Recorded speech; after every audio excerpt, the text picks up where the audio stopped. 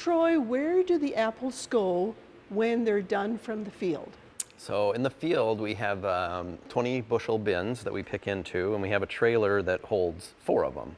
So when they go out into the field, they'll bring 4 empty bins, fill them up. Once they're full, they'll come up to this building here. And depending on the variety, some varieties require different things. Like for instance, we just did our very first harvest of Honeycrisp.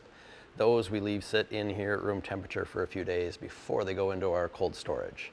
So we have a 30 by 40 refrigerator in here, and we also have 2 reefer trailers outside that we use as well. Okay, so then how do you store the apples and how long will they keep? How long they keep really depends on the variety. Once we have them up here that they're harvested, we treat them with what's called MCP. So it's essentially a gas that kind of covers the apples, and it shuts off the ethylene receptors in the apples, so they'll slow down the ripening process. That gets us a little more time out of them when they're in storage. Honeycrisp and some of the newer varieties, they can last 6 to 8 months in just common storage, whereas a Zestar maybe 6 weeks. So they do vary depending on the variety as far as how long they do store. What do you use all the apples for? Well, interestingly, as our orchard has grown, we've added uses over the years. Initially, we were using it just for, selling in pies, and, we would sell the seconds, and we pretty much got rid of most of our apples that way. We would peel a lot of them at the end of season and freeze to make pies and other baked goods throughout the year. 2 years ago, we started pressing our own fresh cider here. And the timing was good because our crop was increasing. Last year, then we added also hard cider. So that's another use for it.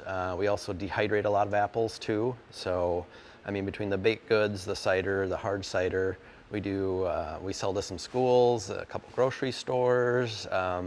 Typically, we're able to utilize our entire crop. What is the difference between juice, cider, and hard cider?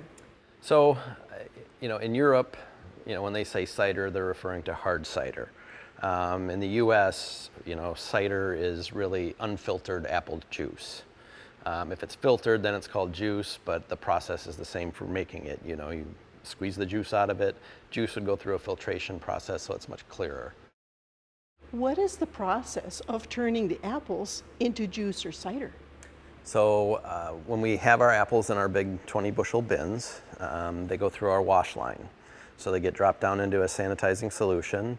They'll go up a little elevator, then they get dropped into a spray tunnel where they'll get sprayed with another disinfectant just to remove any pathogens or bacteria on the apple.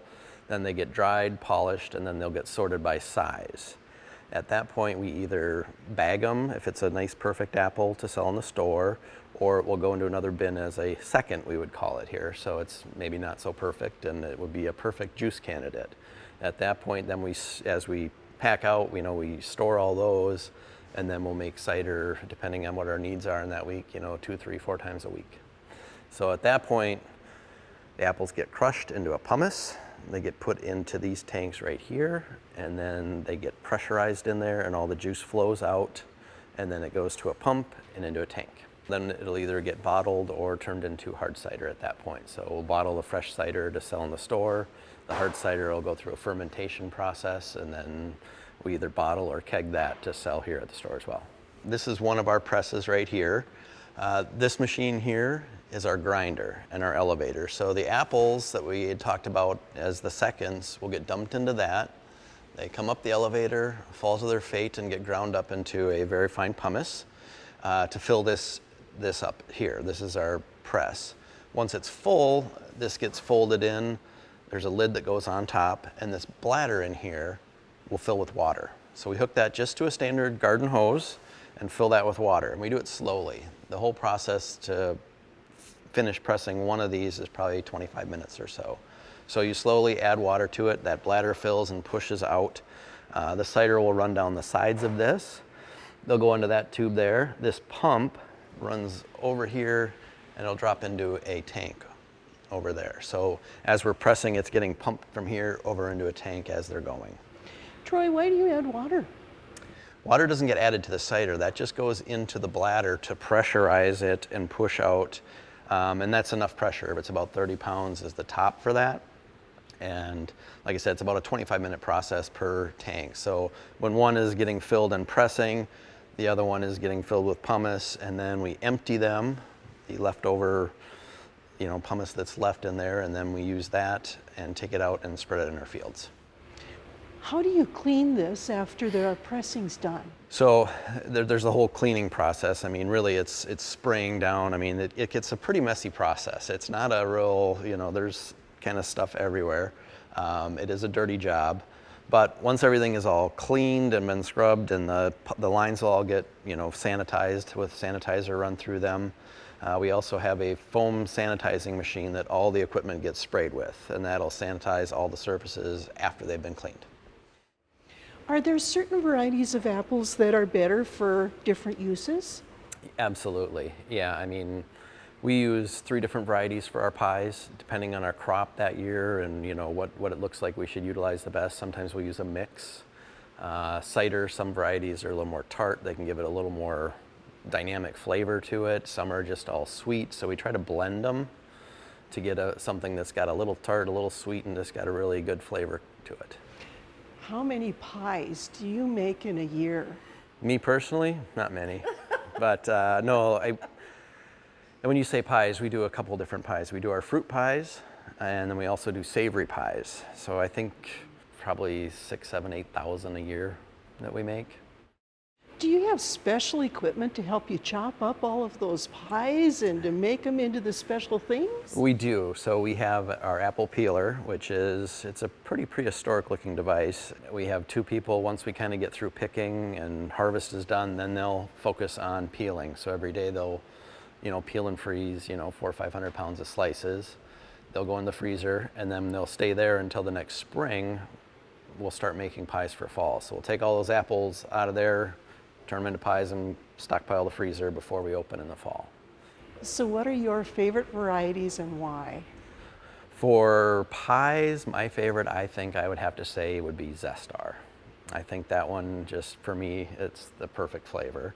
For fresh eating, oh boy, that's a hard one because I like them all. But if I had to pick one, I'd probably say Sweet Tango if I had to pick one, but there's so many other good ones. Kinder Crisp is another one of my favorites that a lot of people aren't aware of, but that's also an amazing apple.